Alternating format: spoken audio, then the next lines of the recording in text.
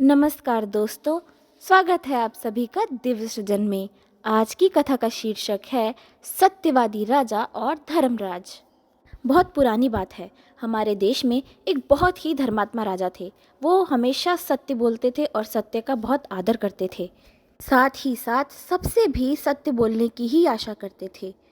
उनकी पत्नी, उनके बच्चे, उनका परिवार और उनके नौकर चाकर सबको उनकी सत्यप्रियता मालूम थी। इसलिए कभी भूल कर भी कोई असत्य नहीं बोलता था। बड़े से बड़ा अपराध होने पर भी वो अपराधी को सत्य बोलने पर और भविष्य में फिर से अपराध ना करने का वचन देने पर ज़्यादातर क्षमा ही कर दिया करते थे। लेकिन उस समय उनका क्रोध बहुत बढ़ जाता था जब कभी उन्हें किसी के असत्य व्यवहार का पता लगता था।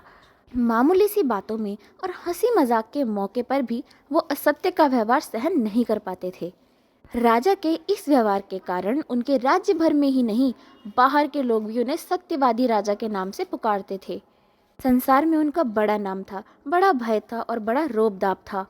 राजा ने अपने नगर से दूर एक बहुत बड़ा बाजार बनवाया और उसमें बेचने के लिए संसार की सभी वस्तुओं के व्यापारियों को दुकानें दी। यही नहीं, उन्होंने ये भी घोषणा करा दी कि हमारे इस बाजार से बिक्री के लिए रखी गई कोई भी वस्तु यहाँ से वापस नहीं जाने पाएगी। जो वस्तु जनता नहीं खरीद सकेगी उसे राजा खुद ले लेगा। लेकिन शर्त यही होगी कि कोई वस्तु ना तो नकली बेची जाएगी और ना ही उसका दोबारा मूल्य बताया जाएगा। राजा की इस घोषणा से उनके बाजार की बड़ी उन्नति हुई। थोड़े ही दिनों के भीतर उनके राज्य के तथा बाहर के सैकड़ों व्यापारी तरह तरह की वस्तुएं ले लेकर वहां इकट्ठे होने लगे और उसी तरह वस्तुएं खरीदने वालों की भी वहां बड़ी भीड़ होने लगी। धरती की ऐसी कोई वस्तु नहीं होती थी जो सत्यवादी राजा बाजार में बिकने के लिए नहीं आती हो। अन्न, वस्त्र, मिठाई, हीरा जवाहरात सभी किस्म की वस्तुएं वहां बिकने के लिए आती और शाम होते होते बिक जाती। यदि कभी कोई वस्तु नहीं बिक पाती तो सत्यवादी राजा के दूत उन्हें मुंह मांगा दाम देकर खरीद लेते और दुकानदार हंसी खुशी से आगे का सौदा खरीदने के लिए चला जाता। सत्यवती राजा और उनके इस नए बाजार की चर्चा सारी धरती पर होने लगी। जहां भी देखिए वहीं लोग उनकी और उनके बाजार की प्रशंसा करने लगे। धीरे धीरे धरती से उठकर स्वर्ग में जब ये चर्चा पहुंची तो धर्म के देवता धर्मराज ने राजा की परीक्षा लेने का निश्चय किया। धर्मराज ने एक भिखारी ब्राह्मण का वेश धारण किया। घर गृहस्थी की टूटी फूटी वस्तुएं और फटे पुराने चिथड़ों के एक गठरी बनाकर वो राजा के बाजार में जा पहुंचे और हीरा जवाहरात की दुकानों के आगे उसे खोलकर बेचने के लिए बैठ गए। पहले तो दुकानदारों ने उन्हें रोका, लेकिन धर्मराज तो ऐसे वैसे तो भिखारी थे नहीं। दुकानदारों से अकड़कर बात करने लगे और उनकी एक नहीं सुनी। लेकिन जब राजा के नौकरों को मालूम हुआ कि ये दुराग्रही ब्राह्मण है तो उन्होंने बड़ी विनय के साथ उन्हें हीरे जवाहरात की दुकानों के बीच से उठाकर वहां बैठने के लिए राजी कर लिया, जहां गृहस्थी के छोटे मोटे सामानों की दुकानें लगी थी। लेकिन उनके फटे पुराने चीथड़ों और कूड़ा करकट को खरीदने के लिए एक भी ग्राहक नहीं मिला। जब शाम हुई तो राजा के नौकर उनके सामने पहुंचे और विनयपूर्वक बोले, श्रीमन, आपकी कोई वस्तु बिकी भी या सब बिना बिके हुए पड़े हैं? भिक्षु का वेश धारण करने वाले धर्मराज ने कहा, नहीं, कोई वस्तु नहीं बिकी। राजा के नौकरों ने कहा, आपने अपनी गठरी तो खोली ही नहीं, तब भला उसे खरीदने के लिए कौन आएगा? भिक्षु ने कहा, इसे खुलवा कर क्या करोगे? राजा को यदि खरीदना हो तो कहो, खरीद ले, नहीं तो मैं अपना सामान लेकर वापस जाऊंगा। इसमें ऐसी कोई खास वस्तु नहीं है जिसे कोई साधारण व्यक्ति खरीद सके। राजा के नौकर बोले, श्रीमन, इस गठरी को बिना खोलकर देखे हुए भला हम महाराज से किस वस्तु को खरीदने के लिए कहेंगे? आप पहले इसे हमें दिखाइए, तभी हम महाराज से इसे खरीदने की आज्ञा प्राप्त करेंगे। फिर तो भिक्षु ने अपनी वो पुरानी गठरी खोल दी जिसमें फटे पुराने गंदे कपड़ों के चीथड़े और मिट्टी के बर्तनों के टूटे फूटे टुकड़े भरे थे। लेकिन राजा के नौकर जब उस गठरी के सामानों को देखकर हंसने लगे तो भिक्षु ने एक भयंकर रूप धारण कर लिया। गुस्से से भरी तीखी आवाज में नौकरों को ऐसी डांट लगाई कि वो सब सक पकाकर चुप ही हो गए। वो बोला, तुम सब मूर्ख हो। तुम्हें किसी के सामान पर हंसने के लिए राजा ने यहाँ नौकर नहीं रखा है। तुम जाकर अपने राजा से कहो कि वो अगर ये सामान लेना चाहता है तो मेरे लिए तुरंत 1000 रुपये भिजवा दे, नहीं तो मैं अपनी गठरी सहेज कर कहीं दूसरी जगह जाऊं। भिक्षु की तेज आवाज और बोलचाल का ढंग ऐसा था कि राजा के नौकरों में फिर से उसका परिहास करने की हिम्मत नहीं हुई। उन्होंने भिक्षु से कहा कि जब तक हम लोग वापस ना आए तब तक आप हमारा यहीं प्रतीक्षा करें, कहीं जाए नहीं। और हाँ, यदि आप अपनी चीज़ों का दाम कुछ कम कर सकें तो वो भी अभी बता दें, क्योंकि इससे काम जल्दी हो जाएगा। भिक्षु इस बार और जोर से कड़क उठा, बोला, मैंने तुम्हारे राजा और इसके इस बाजार की यही चर्चा सुन रखी थी कि वो झूठ नहीं बोलता और उसके बाजार में किसी वस्तु का दोबारा दाम नहीं लगाया जाता। ये दोनों बातें झूठी हैं तो कोई बात नहीं, और अगर सच्ची है तो मेरी गठरी की चीज़ों का दाम पूरे 1000 रुपये है। इसमें से अगर एक कौड़ी भी छुड़ाना चाहोगे तो नहीं छूटेगा। जल्दी करो, नहीं तो मैं चला जाऊंगा। भिक्षु का ऐसा गुस्सा देखकर राजा के सभी नौकर चाकर सहम गए। वो हवा की तरह भागकर राजा के पास पहुंचे और उनसे भिक्षु के साथ की सारी घटना कह सुनाई। राजा बुद्धिमान था, थोड़ी देर तक चुप रहकर सोचता रहा, फिर बोला, तुम लोग शीघ्र जाओ और वो सारी वस्तुएं मुंह मांगा मूल्य देकर खरीद लो, कहीं वो ब्राह्मण देवता नाराज होकर वापस ना चले गए हों। राजा के नौकर उल्टे पैर वापस आकर देखते क्या है कि ना तो वहाँ वो भिक्षु है और ना उसकी गठरी ही है। वे उसे ढूंढने के लिए चारों ओर दौड़ पड़ते हैं। आखिर में दक्षिण दिशा की ओर लंबे लंबे कदम रखकर जाते हुए भिक्षु को देखकर राजदूतों ने बड़े अनुनय विनय के साथ उसे बाजार की ओर वापस किया और पूरे 1000 रुपये देकर उसकी गठरी खरीद ली। भिक्षु रुपया लेकर अपनी राह चला गया और राजदूत उस गठरी को लेकर राजभवन की ओर वापस आ गए। सत्यवादी राजा की आज्ञा से वो गठरी उनके सोने के कमरे के ही बगल में रख दी गई। राजा की इस विचित्र आज्ञा का रहस्य किसी के भी समझ में नहीं आया। सब लोग हैरान थे कि आखिर क्या होने वाला है। रात हुई। पूरी राजधानी में जब अंधकार फैल गया और धीरे धीरे सोने का समय हुआ तो राजा की को और चिंता होने लगी। आखिरकार इस गठरी में क्या है और ऐसी क्या विशेषता है जो उस तेजस्वी भिक्षु ने हमें 1000 में दिया है। यही सोचते सोचते उन्हें आधी रात बीत जाने पर भी नींद नहीं आई। जब आधी रात की घंटी बजी और पहरेदारों की जागते रहो की आवाज़ सुनाई पड़ी तो राजा अपनी पलंग पर मसनद यानी पलंग के ही एक हिस्से के सहारे बैठ गया। उसका दिल धड़कने लगा कि कुछ न कुछ जरूर होने वाला है। इसी बीच उसने देखा कि एक बहुत ही सुंदर युवती स्त्री जो सोने और हीरा जवाहरात के आभूषणों से लदी थी उसके शयन कक्ष से बाहर चली जा रही है। राजा ने कड़क कर पूछा, देवी आप कौन हैं जो इस आधी रात के समय हमारे शयन कक्ष में आकर बाहर चली जा रही हैं? आपके आने का और इस तरह चुपचाप जाने का क्या प्रयोजन है? स्त्री ने बिना झिझकाहट के उत्तर दिया, राजन मैं राजलक्ष्मी हूँ और बहुत दिनों से आपकी सेवा में रहती आई हूँ। आप सत्यवादी धर्मात्मा महापुरुष हैं, इस कारण इतने दिनों तक मैं चुपचाप आपके पास रहती रही, लेकिन आज आपने एक भिक्षु से दरिद्र खरीद लिया है। जहाँ दरिद्र रहता है वहाँ मैं नहीं रह सकती राजन, इसलिए मैं आपके यहाँ से जा रही हूँ, कृपा कर मुझे क्षमा करें। राजा थोड़ी देर चुप रहा, फिर बोला, जैसी आपकी मर्जी हो वैसा करो। लक्ष्मी चली गई और उसके जाते ही राजभवन की शोभा भी मलिन हो गई। चारों ओर निराशा और अंधकार फैल गया। अभी थोड़ी ही देर बीती होगी कि राजा के शयन कक्ष के द्वार से एक अति सुंदर युवा पुरुष बाहर निकलते हुए दिखाई पड़ा।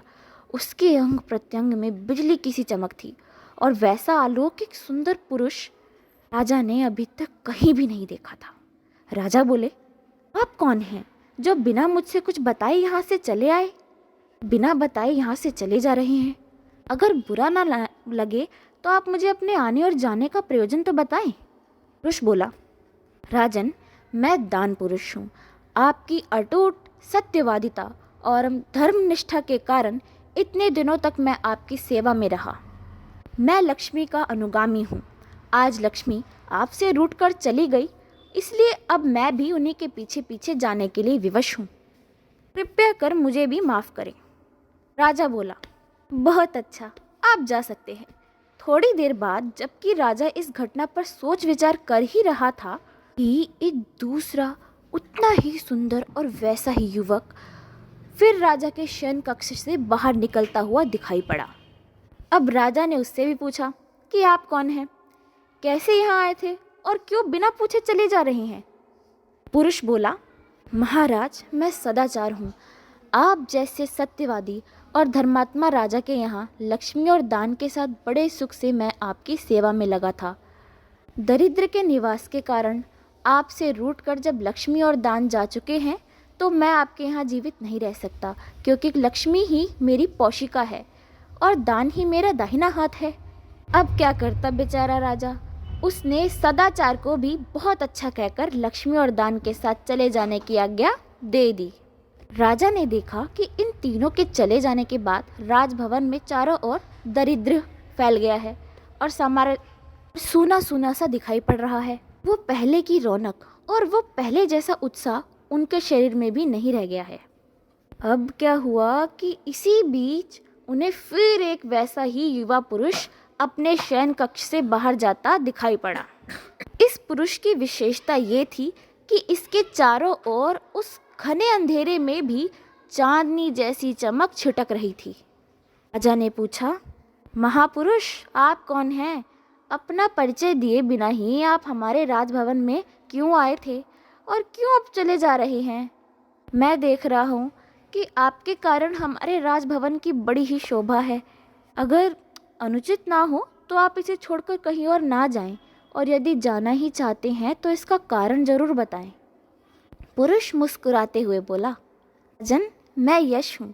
आप जैसे धर्मात्मा और सत्यवादी की सेवा के लिए ही विधाता ने मेरी रचना की है। मैं आपका बहुत लंबा साथी रहा हूँ, लेकिन लक्ष्मी, दान और सदाचार ये मेरे से अलग नहीं हैं।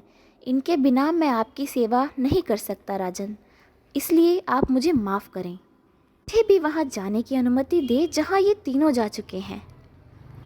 राजा ने कहा, ठीक है, यदि आपको ऐसा ही उचित लगता है तो आप भी जा सकते हैं।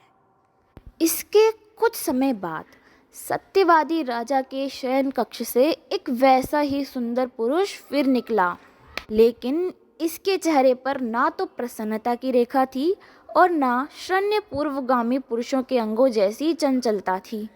बहुत धीरे धीरे उदासी में ही लीन वो शयन कक्ष से बाहर निकला जा रहा था, लेकिन पीछे मुड़कर बार बार राजा की ओर देखता भी जा रहा था। इस पुरुष का जाना देखकर राजा को जाने न क्यों अपने आप बड़ी ही व्यग्रता हुई। वो उतावले स्वर में बोल पड़ा, महापुरुष, आप अपना परिचय दिए बिना इस राजभवन से बाहर नहीं जा सकते। मैं देख रहा हूँ कि आपके जाने के साथ साथ ही मेरे दिल की धड़कन भी ना जाने क्यों तेज होती जा रही है। कृपया करके आप बताएं कि आप कौन हैं और मुझसे रूठकर क्यों चले जा रहे हैं। पुरुष कुछ समय तक तो अनमना सा देखता रह गया, जैसे उसे बोलने के लिए कोई शब्द ही ना मिल रहा हो। लेकिन थोड़ी देर बाद वो बोला, राजन, मैं तो सत्य हूँ। मैं आपका जन्म जन्मांतर संगी रहा हूँ। आप सिर्फ इस जन्म में ही नहीं, पूर्व जन्म के भी धर्मात्मा और सत्यवादी रहे हैं, इसलिए मैं आपके साथ रहता रहा हूँ। लेकिन आज मेरे सामने बहुत ही विषम स्थिति है। आपके यहाँ से लक्ष्मी, दान, सदाचार और यश सभी जा चुके हैं, जो मेरे प्राणों के समान मेरे प्यारे हैं। इनके बिना तो मैं जीवित नहीं रह सकता, इसलिए मैं भी उन्हीं के पीछे जा रहा हूँ। हालांकि मुझे आपका संग छोड़ने में बहुत दुख हो रहा है। राजा ये सुनते ही पलंग से उठकर दौड़ पड़ा और सत्य के चरणों में सिर झुकाकर बोल पड़ा, महापुरुष, मैंने तो जीवन भर आपकी ही आराधना की है और केवल आपकी मर्यादा रक्षा के लिए लक्ष्मी, दान और यश, सदाचार किसी के जाने की तनिक भी चिंता नहीं की। इसलिए आप मुझे छोड़कर ऐसे अकेले नहीं जा सकते, और यदि जाना ही है तो मुझे भी अपने साथ ले चलें। सत्य पुरुष बोला, राजन, आपके घर में दरिद्र का निवास हो चुका है। जहाँ दरिद्र रहता है वहाँ लक्ष्मी नहीं रहती, जहाँ लक्ष्मी नहीं रहती वहाँ दान नहीं टिक सकता, और जहाँ दान का निवास नहीं वहाँ सदाचार नहीं रह सकता, और जहाँ सदाचार नहीं रहता वहाँ यश नहीं रहता, और जहाँ ये सब नहीं रहते वहाँ मैं कैसे रह सकूँगा। तुम ही बताओ, मैं तुम्हारे यहाँ कैसे रह सकता हूँ। राजा को बोलने में दिक्कत नहीं हुई। वो तुरंत बोल उठा, महापुरुष, ये सब आप क्या कर रहे हैं। मैंने तो उस दरिद्र को भी आपकी आराधना के लिए खरीदा था, जिसकी वजह से लक्ष्मी चली गई है। अपने राज्य की जनता और व्यापारियों की सुख सुविधा के लिए मैंने ये सत्य प्रतिज्ञा कर रखी थी कि कोई भी वस्तु बाजार में आकर यहाँ से बिना खरीदी हुई वापस नहीं जा सकती। जो भी वस्तु होगी, ना बिकने पर उसे मैं खरीद लूँगा, भले ही वो किसी काम में आए या ना आए। अपनी उसी सत्य प्रतिज्ञा के हिसाब से ही मैंने उस दरिद्र को भी खरीदा है, जिसके कारण लक्ष्मी रूठकर चली गई है और उसी के साथ दान, सदाचार और यश भी चले गए हैं। लेकिन इन सब के जाने के लिए मुझे रत्ती भर भी चिंता नहीं है, क्योंकि मैं तो सिर्फ आपकी आराधना के बल पर इन सब की कोई परवाह नहीं करता हूँ।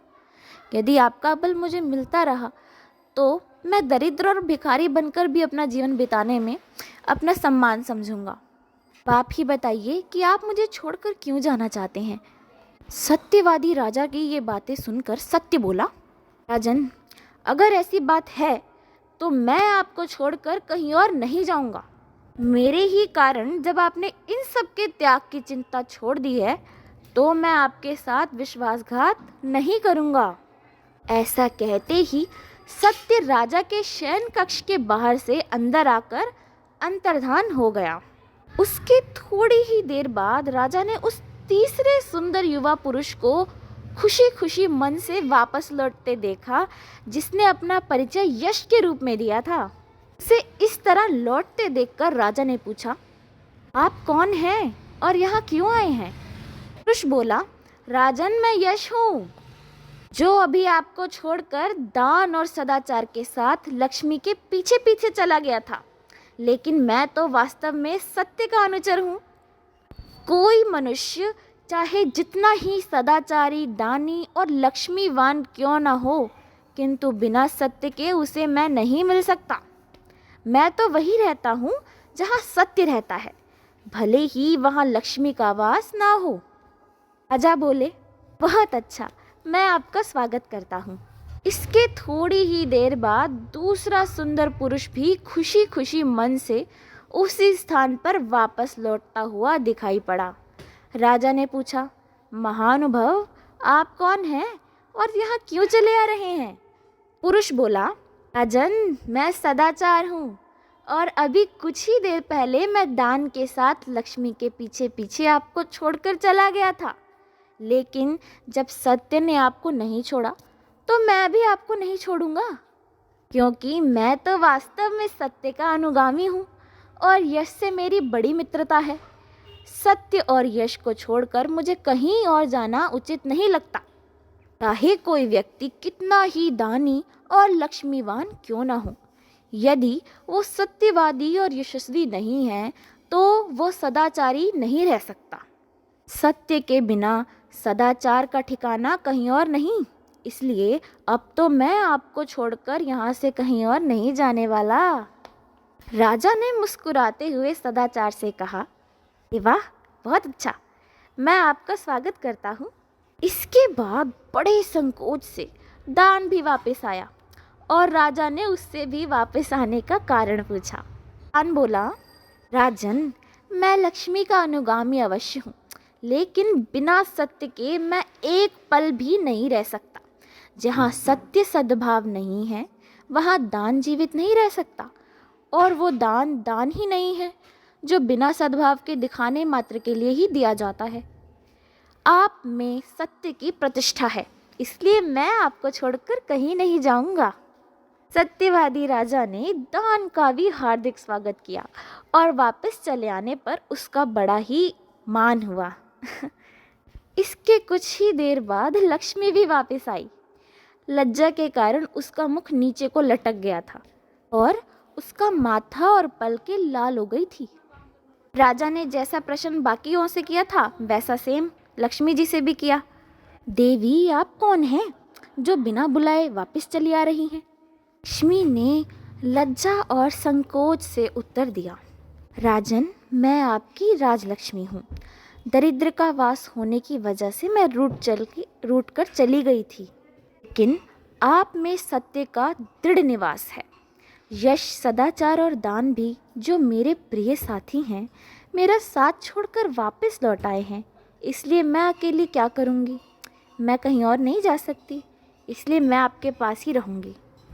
अब लक्ष्मी से राजा कुछ रूखे स्वर में बोला, किंतु देवी, यहाँ तो दरिद्र का निवास है, भला आप उसके साथ कैसे रह सकेंगी? लक्ष्मी को अपनी बात का दुख हुआ और बोली, देव, कुछ भी हो, मैं सत्य, यश, दान और सदाचार को छोड़कर नहीं जा सकती। मेरा अपराध क्षमा करें।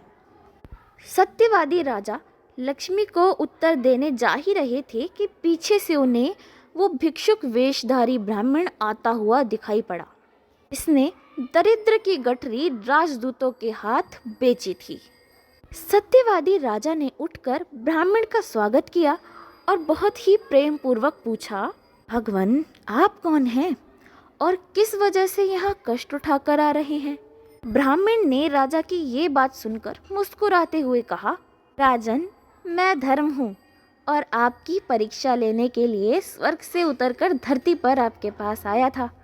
ब्राह्मण के ऐसा कहते ही राजभवन में चारों ओर रोशनी फैल गई और उस ब्राह्मण के स्थान पर साक्षात धर्मराज विराजमान दिखाई पड़ने लगे। उनके अंगों में इतना तेज था कि दिशाएं भी प्रसन्न हो उठी। चारों ओर सुगंध की लहरें फैल गई और उस अंधेरी रात्रि में दोपहर के जैसे प्रकाश फैल गया। राजा ने धर्मराज का स्वागत करते हुए कहा, भगवन, आपको ये सब कष्ट क्यों उठाना पड़ा? क्या मैं ये जान सकता हूँ?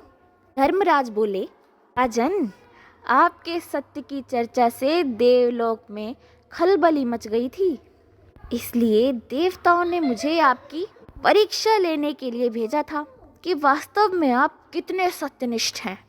मैंने ही उस भिक्षुक ब्राह्मण का वेश धारण कर 1000 रुपये में दरिद्र की गठरी आपके दूतों के हाथ बेची थी, लेकिन उस दरिद्र का भी आपने अपनी सत्यनिष्ठा के कारण स्वागत किया।